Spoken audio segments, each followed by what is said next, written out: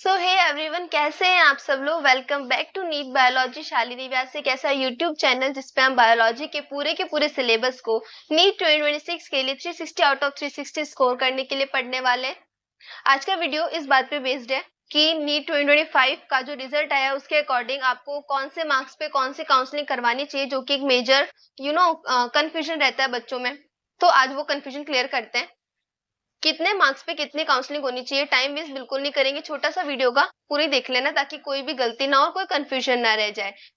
इसके पहले अगर कोई इस चैनल पे नया है तो प्लीज चैनल को सब्सक्राइब कर देना, वीडियो को लाइक कर देना, वीडियो अच्छी लगे तो कमेंट कर देना। और ये वाला टेलीग्राम चैनल t.me/नीट बायोलॉजी शालिनी व्यास, जिसका लिंक आपको डिस्क्रिप्शन में भी मिल जाएगा, प्लीज इसे ज्वाइन कर लेना ताकि आपको हर इंपॉर्टेंट नोट्स पीडीएफ सब कुछ आपको टेलीग्राम पे मिल जाएगा। ठीक है, ये वाला इंस्टाग्राम पे आप फॉलो कर सकते हैं for biology tricks and new updates. Link आपको डिस्क्रिप्शन में भी मिल जाएगा, यहाँ पे भी लिख रखा है और मेरी जो स्क्रीन चल रही है आपको ऊपर और नीचे भी लिंक दिखाई दे रहा होगा। ठीक है, अब देखिए इधर हाउ मच मार्क्स और कौन सी काउंसलिंग, कितने मार्क्स पे आप कौन सी काउंसलिंग कराएंगे। काउंसलिंग बेटा आपको पता है होती है कितने, 4 तरह की काउंसलिंग होती है।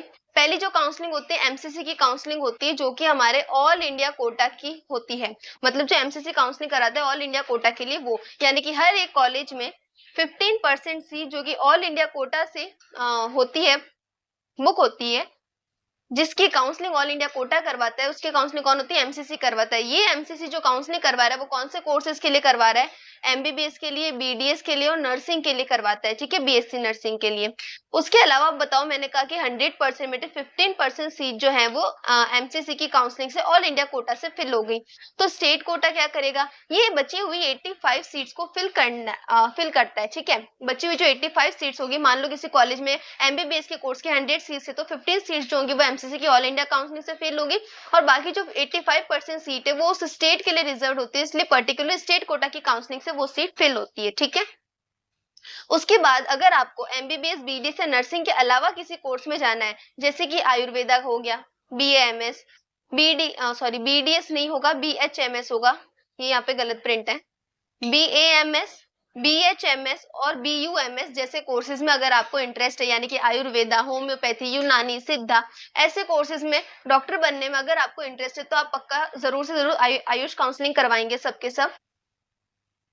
अभी मैं बता दूंगी कितने मार्क्स पे आपको कौन कौन सी काउंसलिंग में अपीयर होना है, ताकि आपको कोई ना कोई गवर्नमेंट मेडिकल कॉलेज जरूर मिले। अगर आपने किसी भी कॉलेज के आयुर्वेदिक, होम्योपैथिक, यूनानी ऐसे किसी भी कोर्स में आपको एनरोल करना है, आपको ऐसे किसी कोर्स को ज्वाइन करना है, तो आप अगर आयुष की काउंसलिंग करवाते हैं जो कि ऑल इंडिया कोटा से होती है 15% सीट्स के लिए, और स्टेट कोटा से अगर आप आयुष की काउंसलिंग करवाते हैं तो वो हो जाती है 85% सीट्स के लिए। इतना क्लियर है। अब आपको पता चल गया होगा 4 टाइप की काउंसलिंग होती है। अब ये जो सीट्स होती है, जैसे कि अगर एमसीसी कोई सीट फिल करवा रहे हैं, स्टेट कोटा से कोई सीट फिल हो रही है, तो जो भी सीट्स होंगी वो जो उनकी कट ऑफ होगी वो वेराई करती है कि हर पर्टिकुलर कैंडिडेट की कैटेगरी क्या है। तो कैटेगरी की अगर मैं बात करूं तो एक होती है हमारी ओपन कैटेगरी, जो बेसिकली अनरिजर्व कैटेगरी और जनरल कैटेगरी जिसे हम कहते हैं। एक होती है ईडब्ल्यूएस कैटेगरी, जो कि यू जनरल कैटेगरी होती है, बट वो जो इकोनॉमिकली वीकर सेक्शन होते हैं उसके अंदर, उसे कहते हैं ईडब्ल्यूएस कैटेगरी। ठीक है, ओबीसी कैटेगरी होती है, एससी कैटेगरी और एसटी कैटेगरी होती है। ठीक है, इन सारी कैटेगरी के लिए तो आपको क्या होता है, एक कैटेगरी सर्टिफिकेट होता है। इसके लिए कोई कैटेगरी सर्टिफिकेट नहीं होता है, ये सारी रिजर्व कैटेगरी में आती है और ये जो है वो अनरिजर्व कैटेगरी में आती है। ठीक है, कहीं पे अगर यू आर या जनरल लिखा हो तो उसका मतलब ओपन कैटेगरी होता है।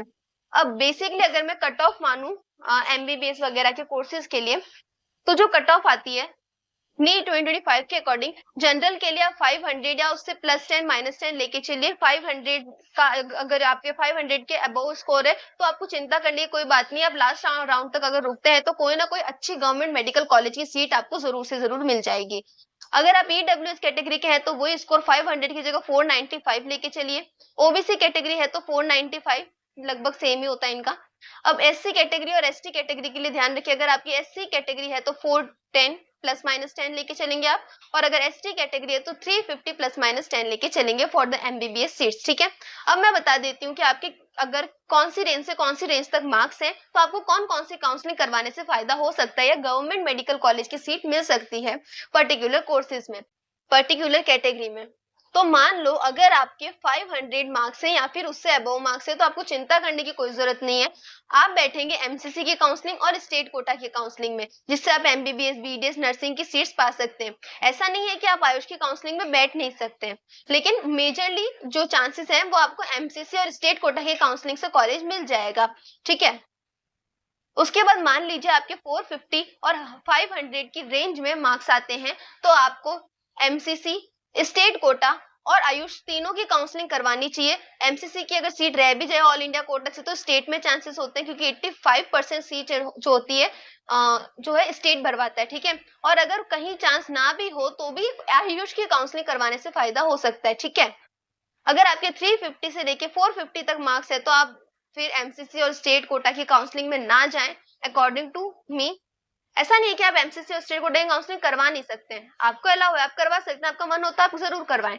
लेकिन जिसमें सीट मिलने के चांसेस हैं वो है, एक तो आयुष की काउंसलिंग करवा सकते हैं आप, और दूसरे अगर आपका बजट अच्छा खासा है तो आप एमबीबीएस ही करना है तो आप क्या देख सकते हैं, या तो प्राइवेट मेडिकल कॉलेज या फिर डीम्ड यूनिवर्सिटीज की तरफ आप लोग जा सकते हैं।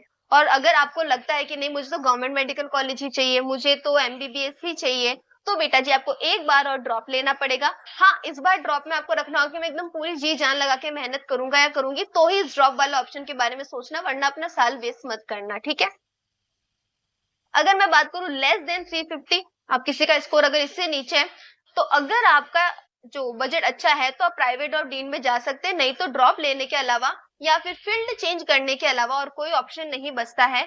झूठी उम्मीद मैं भी आप लोगों को नहीं दूंगी, सीधी सी बात है। 500 या उससे अबव मार्क्स आप एमसीसी और स्टेट कोटा ये काउंसलिंग कराएंगे, लास्ट राउंड तक तो आपको पक्का कोई ना कोई अच्छे गवर्नमेंट मेडिकल कॉलेज की सीट मिल जाएगी।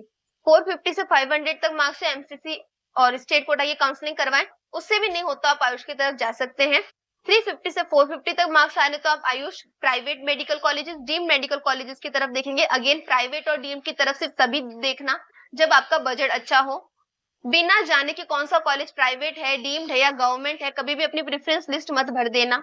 और ड्रॉप के बारे में सोचो तो प्लीज सोच समझ के अपना डिसीजन लेना।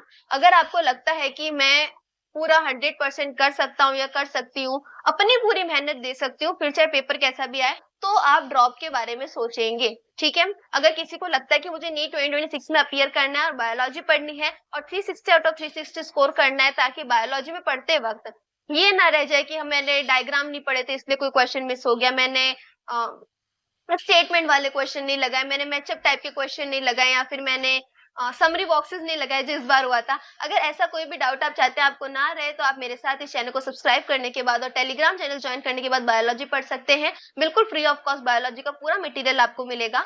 आपको बस क्या करना है, चैनल को सब्सक्राइब करना है, रोज के रोज क्लास में आना है, क्योंकि देखो मैं पढ़ा सकती हूँ, पढ़ना तो आपको पड़ेगा। ठीक है, और ये वाला टेलीग्राम चैनल सब लोग ज्वाइन कर लेना, ताकि अगर कोई भी अपडेट होगी और जो भी मैं पढ़ाऊंगी उसके नोट्स, पीडीएफ, क्वेश्चन सब कुछ आपको यहाँ पर मिल जाएगा। ठीक है, मिलते हैं नेक्स्ट वीडियो में। Thank you.